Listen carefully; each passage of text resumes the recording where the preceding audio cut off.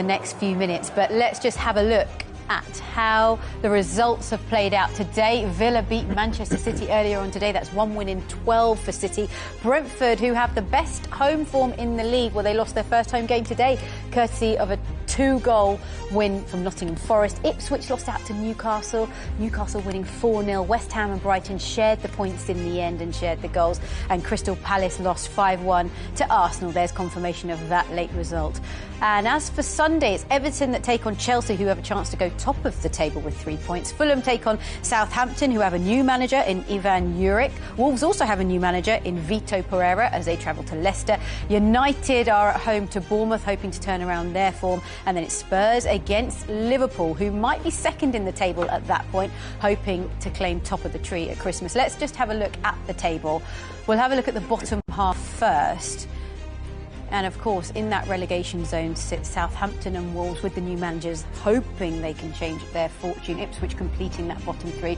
You've got to say anyone really from Crystal Palace down could get sucked into that relegation zone. But if we go into the top half of the table, well, Liverpool do lead the way by 2 points at the top. They also have a game in hand. Chelsea sits second, Arsenal in third, and Forest completing the top four. What a season they're having. And Manchester City, after another defeat today, dropped to sixth in the table.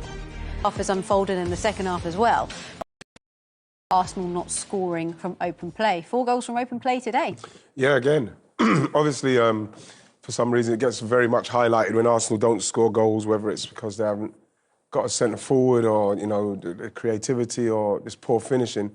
Sometimes it works out for you, sometimes it doesn't work out for you. And today it did worked out. I thought, like I said, with Palace, I thought they gave them too much time. The space that the Arsenal players had in the box was too much, and they punished them for it.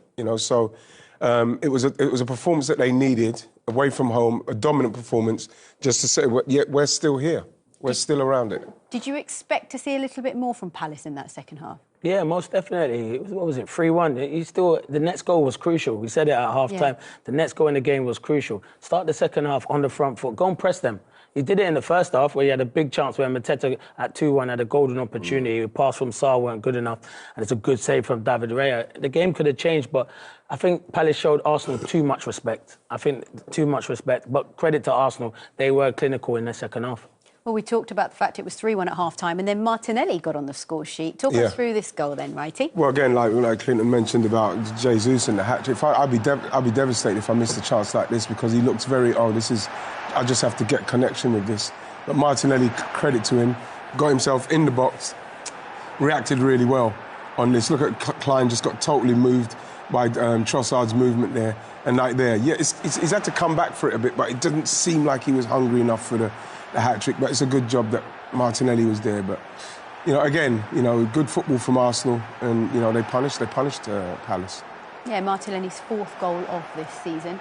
Again, goals breed confidence, which is exactly what he needs as well. He needs it. They're too reliant on Saka. They've been like that for most of the season. Other players have to start chipping in, so this will give him confidence. It will give Jesus. Jesus will be gutted. I'd be gutted.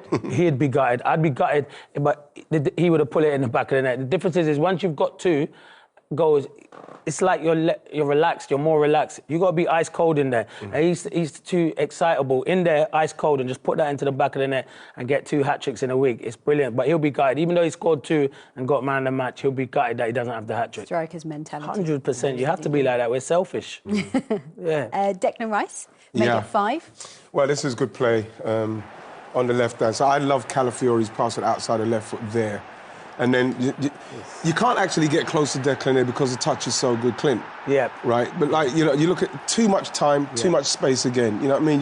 You give players of this quality, look, 1-touch turn, goalie actually gets a hand to it, but he saves it. 1-touch turn, you're going to get punished. And if you give a team like Palace, even a team like Palace who are so-called not finishing well and not creating enough chances, that kind of time and space, the quality of the player will punish you, and there it is. Yeah, it's a brilliant finish. You can't give someone the time and space of Declan Rice's quality, but I agree with Wright. The touch makes the goal. The touch makes the goal. His touch is perfect. He doesn't then have to have another touch. The touch is so brilliant in one movement. He just bends it, uses the defender and bends it into the far corner. Fantastic finish, but he shouldn't have that much time.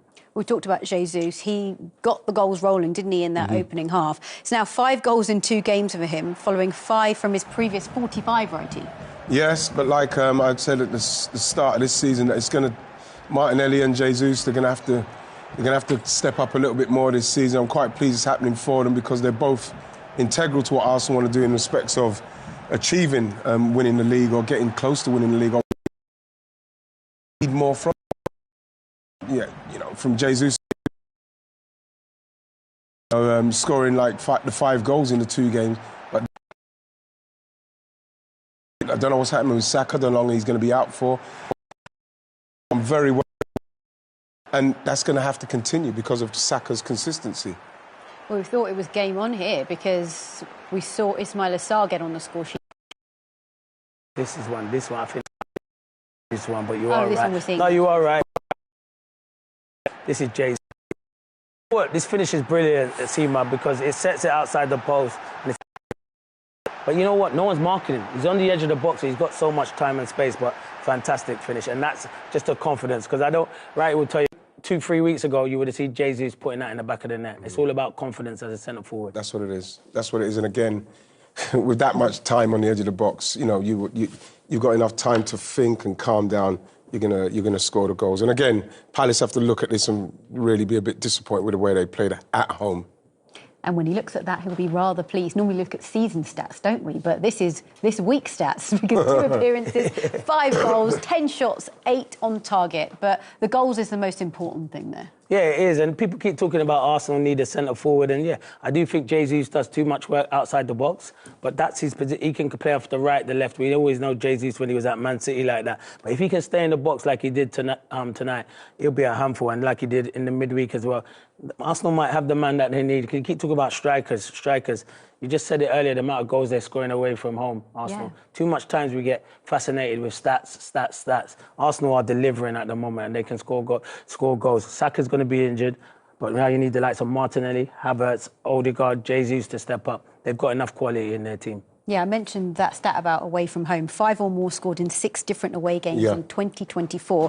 That's the most ever by an English top-flight club. That's pretty impressive. It's pretty impressive, but Arsenal seem to have for some reason, if it doesn't go well for Arsenal, whether they win or they draw or they lose, it seems to that they get a lot more. Coverage in respect to the amount of goals they're supposedly scoring. Now that's a great stat in respect of scoring away from home. Now all you're hoping is that they can continue to take their game into anyone they're playing against and create the same amount of chances. They're not going to get the kind of time and space that they got against Palace, but they've just got to be clinical with the chances they've got. They're not far behind. They're still in all the competitions.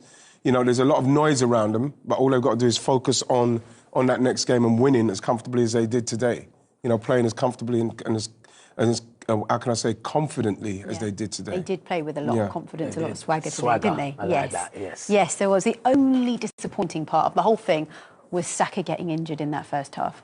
Yeah, it's a huge blow. He's a star boy, and I love watching him play. I love the kid. I think he's an outstanding footballer, but you can see straight away, as soon as he's put that into the box, he's felt it. Listen, we've seen many times Saka going down, getting kicks.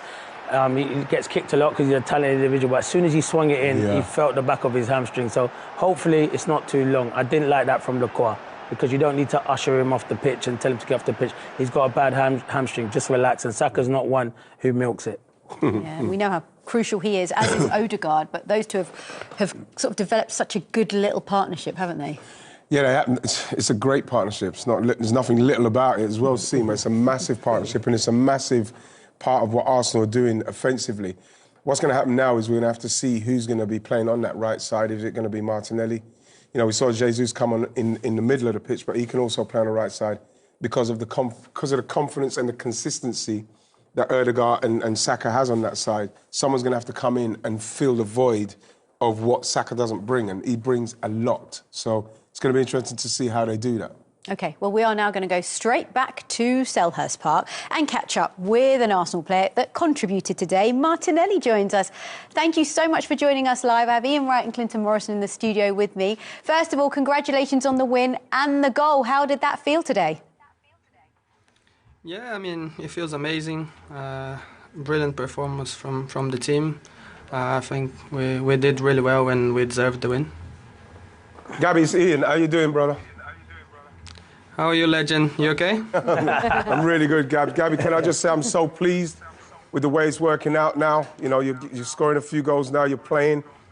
How does it feel to be in a place where your confidence seems to be back when you was under so much pressure just a few games ago?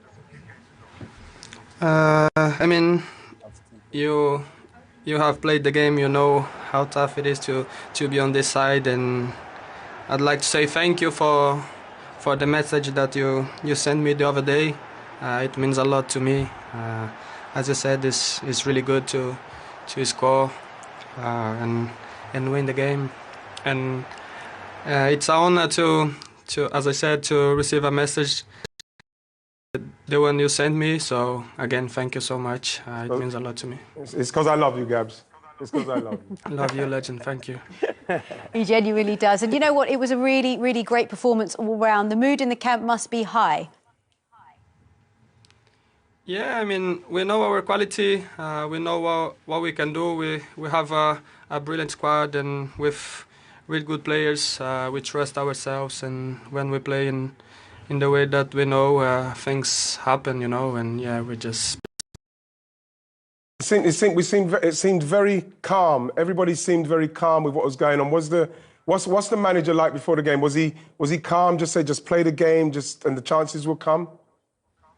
Yeah, just be ourselves, you know, and we know how tough it is to play here. But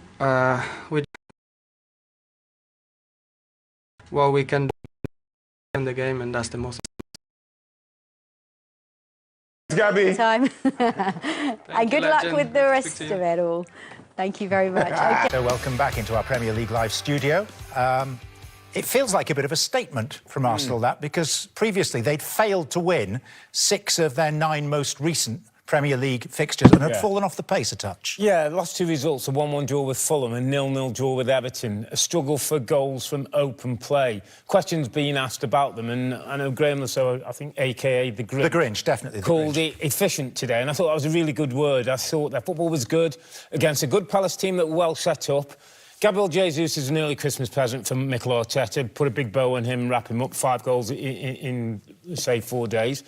Declan Rice coming on the pitch looked sharp, fit, gave a control to the team. That's going to be important. Martinelli getting a goal, another player who could do with it. There's a lot of good signs in that performance today. And although Palace probably will feel 5-1 is harsh, it's a really good scoreline for Arsenal. And the one thing I would say is that for a coach, to win 5-1 but still have things you can work on is a good thing for a coach. People aren't going to get too carried away. Yeah, so your old teammate, Mikel Arteta, goes home happy. And with his team heading, it would seem, in the right direction again. Yeah, happy and heading in the right direction. Look, the festive fixtures, as we know, it comes so thick and fast. They're on top of you immediately. And what a manager's trying to do is he's trying to balance the squad, but keep results at the foremost. And I think what this does, as you mentioned, getting performances from Jesus, getting performances from Gabriel, being able to rest the likes of Declan Rice and then say, you know what, go get a jog, go have a run out. Oh, and you got a goal. That makes you feel good. So when you start to balance the squad, now he'll be able to name a squad for the next game, or excuse me, a team for the next game. Maybe he chops and changes a little bit, but the players know, I'm going to come on. I'm going to come on probably earlier than I would have thought, because there's a lot of opportunity in this period to get players playing time, and they're doing really well. Yeah. Remaining 3 fixtures of the festive period for Arsenal: against Ipswich, against Brentford and against Brighton, and they may have to manage those without the injured Bukayo Saka. On target, and of those 15 shots that Palace had, 9 of them were in the first half. That's the most that Arsenal have faced in the first half of football. But Arsenal's XG were higher, the quality of their chances was better. They were in the Crystal Palace box much more often than the reverse happened, and they had more passes in the final third and more possession. And of course, the most important thing is that Arsenal come away with that 5-1 win against Crystal Palace. And in a way, Paul, they sort of grew into that game. But how would you rate that Palace performance? It was a 5-star scoreline. Was it a 5-star performance, do you think? I wouldn't say Arsenal were unbelievable today. I wouldn't say, oh, my God, their football was amazing. It was a great away performance. I mean, Crystal Palace, you know, I know you looked at the fixtures, you thought Arsenal, you know, the fixtures they had coming up. You know, Everton was always going to be hard if you didn't score in the first 20 minutes. You know, Fulham are a good team. And then you come to Palace, who are really in good form. So it's timings of football matches. This was a big game. They had to win this football match today before Liverpool and Chelsea played tomorrow. And they've done that. And, you know, and I think with everybody scoring Jesus 2 and then spreading the goals around, it's just a brilliant result. I wouldn't say the greatest performance, but a needed result. A clinical, Paul, wasn't it? Yeah. And the goalkeeper made good saves at the right time in Raya. Because they had to suffer a little bit. You know, when a few weeks ago with Saturday Night Football, when they played against West Ham and they were so convincing that game. West Ham got a couple of goals just before half-time, but that was a really pure performance in every respect to the word. Today it was a little bit more difficult. You know, Sarr and Mateta certainly caused them problems. But once they stayed in the game and then they started to get the goals and a bit of control, and it's just been such an amazing week for Jesus. You know, I'm really happy for him because he's had injuries.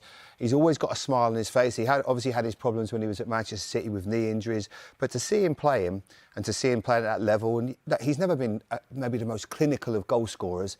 The two that he probably missed were easier than the ones he scored. But just to see him play, and it's been a fabulous week for him. And he's just given that little bit of help because now they're going to miss Saka for we don't know quite how long yet. So you need the bodies round you. You need not just players, you need players in confidence. And that's exactly what they've got right now. Welcome back to Matchday Live, where it's been a very entertaining opening half at Selhurst Park. Arsenal lead 3-1. Let's get straight to it because there's lots to get through. Righty, Jesus with the opening goal, but both Gabriels actually played a part in this one. Yeah, Gabriel Magalhaes played a massive part in it when we see where he comes from. But this is from Palace's point of view, the defending's very poor.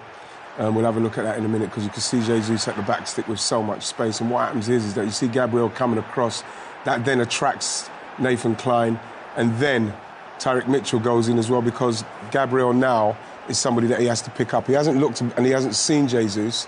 And so what happens is that if that ball can clear them all, which it does, and he's got a free shot. And again, it's poor defending, but again, we're talking about a striker who's in top form, and it's fallen to him. Well done. Yeah, absolutely, of course. He scored his hat-trick midweek and then got on the score sheet really early on in this one. But then Palace replied 5 minutes later. Sarr on the score sheet once again. Yeah, and it's a good move. Lerma plays it into Mitchell, and the finish from Sarr is outstanding. You can't... It's such a fantastic... You kind of use it. But you look at here, Partey...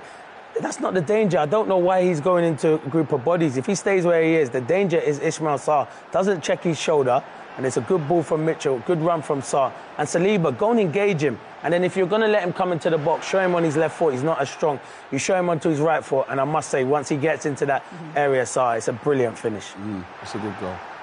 See, look, Saliba, he looks small as well. Yeah. He looks small. He's got to engage him, make him do something, take him down the outside, like Clinton said. But it's a great goal. Don't take nothing away from the goal. Yeah, that man there having a really good season. But then Jesus struck once again. Yeah, look, they're causing chaos at the back post there with the ball, you know, floated ball. But that is a finish of somebody like the centre forward who's on form at the moment. This is really clinical, the way he puts this in the goal. That's fantastic goal there. But again, you know, he's free. You know, he's a man on form and no one's picking him up on the edge of the box. With time, you'd expect him to hit the target. So I'm pleased for him because it's been a rough ride for him the last few months. It has indeed, but what a week it's been. This is just this week in all competitions, 2 appearances, 5 goals. It just goes to show, and that's from 8 shots, by the way, 7 on target.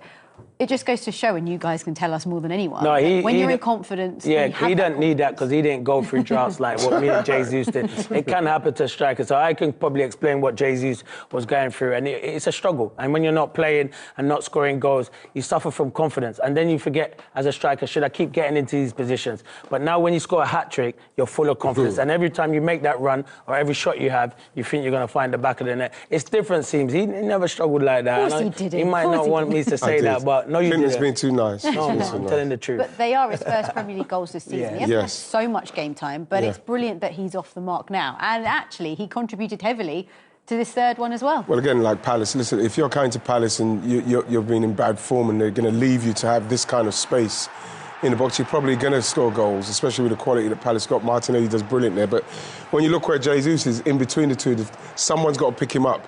He's, you know, obviously he's worried about Kai Havertz, but someone's got to be tighter. Look how much space he's got. And then Kai Havertz's movement when the ball's coming across, you can see he's the only one that moves when the ball comes across, and he's the one there to pick up the pieces. But again, you know, with players, you have to put these players under pressure. you know, when they can. And Palace, very surprised they didn't. But then if they're under pressure, then you see the mistakes. But if you don't, they'll punish you like this. They'll punish you. It was, however, disappointing to see Saka going off with that injury. It looked like a hamstring injury, would you say? Yeah, I'd say it's a hamstring. As soon as he goes past Mark Gay, gets the cross in, and he turns around straight, he feels the back of his leg, and you know it's a hamstring injury. It's a huge blow because I love him. I think he's a fantastic footballer. You want to see the best players on the pitch, and it could be a long time he's out. Hopefully it's not too bad, but it didn't look good. And one thing I know with Saka, when he goes down, 9 times out of 10 he usually gets up and he's back on the pitch. So you know it's a bit of a bad one.